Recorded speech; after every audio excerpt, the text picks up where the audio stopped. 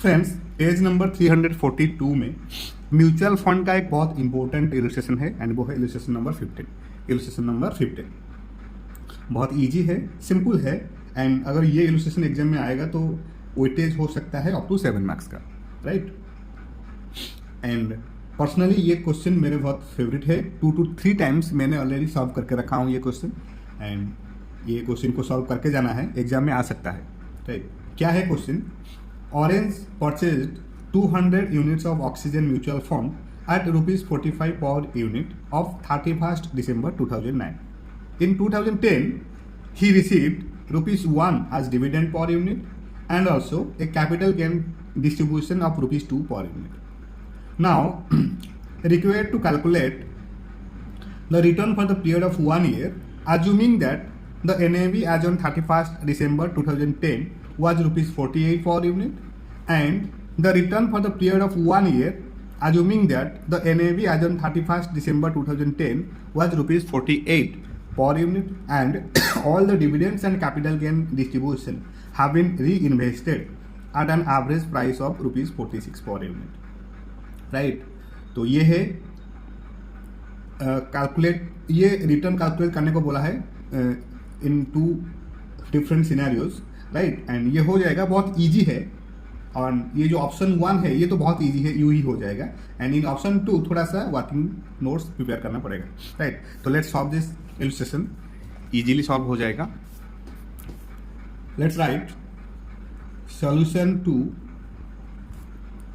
Illustration number 15 mutual funds, page number 342,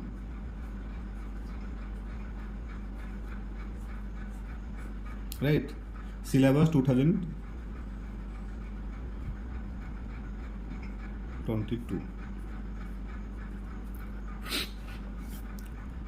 First, option 1, calculate the return for the period of 1 year assuming that the NAV as on 31 December 2010 was 48 per unit, right। तो return percentage का formula हमें पता है। Return percentage का formula है net asset value at the end of the year minus net asset value at the beginning of the year plus distribution divided by net asset value at the beginning of the year into 100। तो ये है return percentage, right. तो हमारे पास components already है question के अंदर, जैसे कि NAV1 हमारे पास है। Calculate the return for the period of 1 year assuming that the NAV as on 31 December was 48। तो ये जो 48 है ये है net asset value at the end of the year, that is 48, right. NAV0 means beginning का net asset value कितना होगा?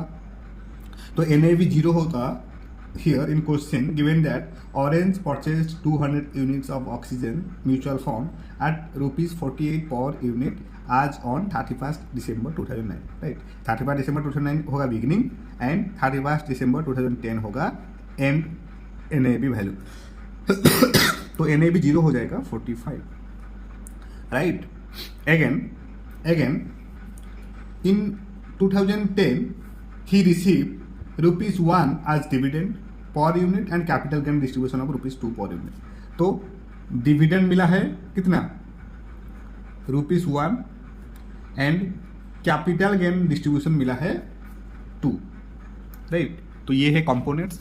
Now return percentage का फॉर्मूला हमें ऑलरेडी पता है, net asset value at the end of the year minus net asset value at the beginning of the year, right, plus distribution जो dividend होगा या फिर कैपिटल गेन डिस्ट्रीब्यूशन होगा वो सब डिस्ट्रीब्यूशन ऐड हो जाएगा, divided by NAV eight the beginning of the year multiplied with 100।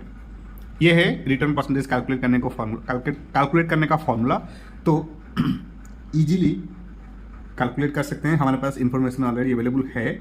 NAV1 है 48, NAV0 है 45 प्लस डिस्ट्रीब्यूशंस कितना है, डिविडेंड है 1 प्लस कैपिटल गेन है 2, right, divided by NAV 0 means 45 multiplied with 100, ये है। नाउ 48 माइनस 45, ये हो जाएगा 3 plus 1 plus 2 divided by 45 into 100, तो ये हो जाएगा ये हो जाएगा 3 plus 1 plus 2 divided by 45 0.1333 and इसको 100 में मल्टीप्लाई करेंगे तो ये हो जाएगा 13.33%, 13.33%, राइट। ऑप्शन 1 का आंसर आ गया है हमारे पास 13.33%। कुछ भी नहीं है, हम लोग इंफॉर्मेशन यूज करके रिटर्न परसेंटेज इजीली कैलकुलेट करते हैं। That is 13.33%। Now comes to option number 2। Option number 2, option number 2 क्या है?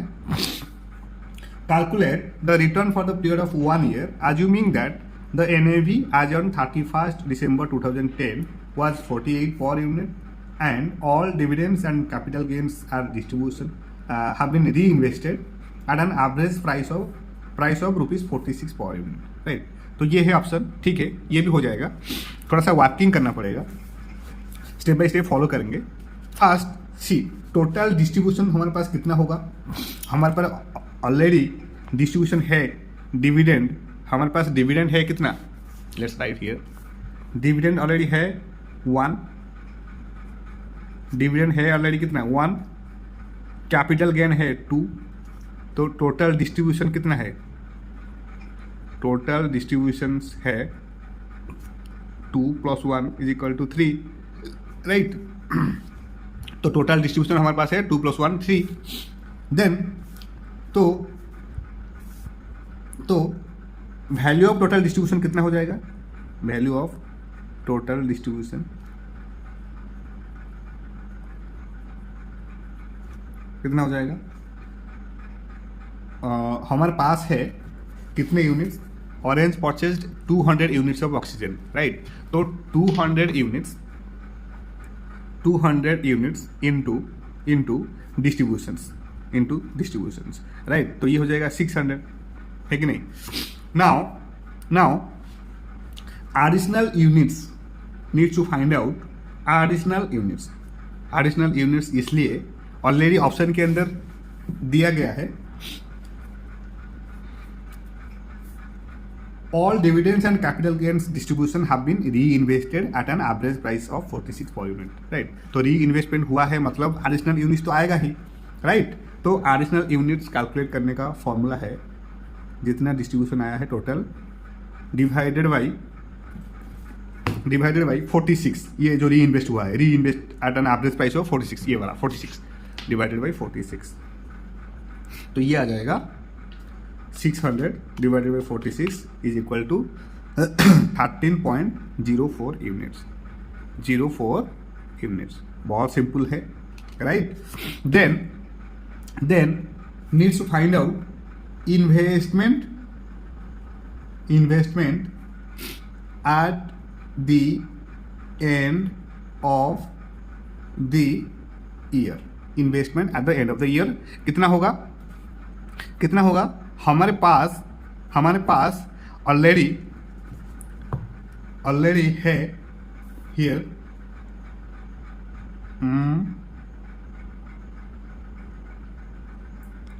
Investment at the end of the year, right. ये कैसे आएगा, हमारे पास ऑलरेडी है कितने units, 200 units plus additional units कितना आया है 13.04, राइट। तो टोटल यूनिट्स है 200 प्लस 13.4, ये हो जाएगा 200 प्लस 13.04, 213.04, राइट। एंड ये जो 213.04 यूनिट्स है इसको अगेन मल्टीप्लाई करना है 48 के साथ, 48 जो कि लिखा गया है calculate return for the period of 1 year assuming that the NAV as on 31st December 2010 was ₹48 for unit, right. तो 48 को मल्टीप्लाई करना है तो ये आ जाएगा investment at the end of the period. तो 213.04 इंटू 48 ये आ जाएगा 10,225.92, right. And similarly investment at the beginning of the period या फिर eight the beginning of the year calculate करना है। तो ये दोनों कैलकुलेट करेंगे तो इजीली रिटर्न परसेंटेज कैलकुलेट हो सकता है, right. Investment at the beginning of the year कैसे होगा? बहुत सिंपल है। बिगिनिंग में हमारे पास कितना यूनिट्स था? 200 यूनिट्स परचेज किए थे ऑक्सीजन म्यूचुअल फंड, राइट। तो 200 था बिगिनिंग में, राइट। एंड इसमें मल्टीप्लाई करना है NAV eight the beginning of the period. कितना था बिगिनिंग में पीरियड? 45 200 यूनिट्स परचेज किए थे एंड 45 था पर यूनिट, राइट। तो 45 को मल्टीप्लाई करना है तो ये आ जाएगा investment at the beginning of the period, that is 200 into 45 9,000, right. तो हमारे पास investment at the end of the year का इंफॉर्मेशन आ गया है, ये वाला। Investment at the beginning of the year का इंफॉर्मेशन भी आ गया है, ये वाला। Now we can easily calculate return percentage. Return percentage का फॉर्मूला क्या है?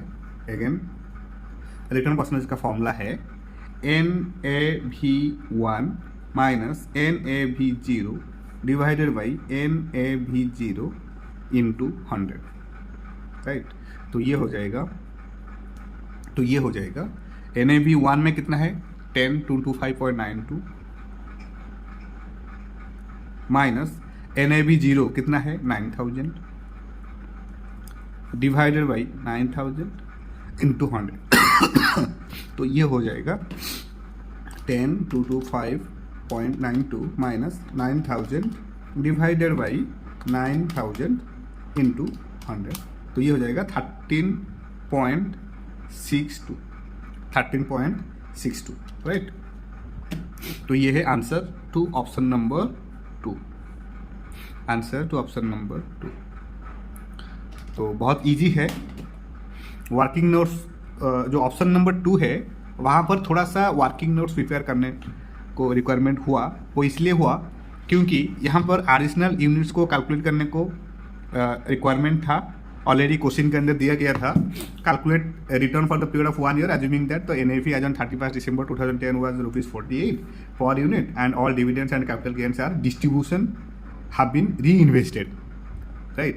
जो डिविडेंड एंड कैपिटल गेन्स मिला था वो री इन्वेस्टमेंट हुआ था at an average price of ₹46 में, राइट। तो इसलिए री इन्वेस्टमेंट करने से जो एडिशनल यूनिट्स आया था वो एडिशनल यूनिट्स कैलकुलेट करने को पड़ा, राइट। तो एडिशनल यूनिट्स आया है 600 जो वैल्यू ऑफ इनिशियल डिस्ट्रीब्यूशन था 200 का यूनिट्स परचेज किए थे and dividend and capital gain मिला था 3 डिस्ट्रीब्यूशन। तो 200 इंटू 3 ये आ गया है 600। तो 600 में 46 को अगर डिवाइड करेंगे, 46 कहाँ से आया? 46 ऑलरेडी दिया था क्वेश्चन के अंदर, J all the units of dividend and capital gains have been reinvested at an average price of ₹46 per unit, right. तो इसलिए 600 में 46 को डिवाइड किया तो एडिशनल यूनिट्स आ गया 13.4 units. Then easily investment at the beginning and investment at the end of the year calculate किया। Investment at the end of the year calculate करने से आया 200 plus 13.04, that is 213.04 into 48, that is 10,225.92 and similarly investment at the beginning of the year में आया है 9,000।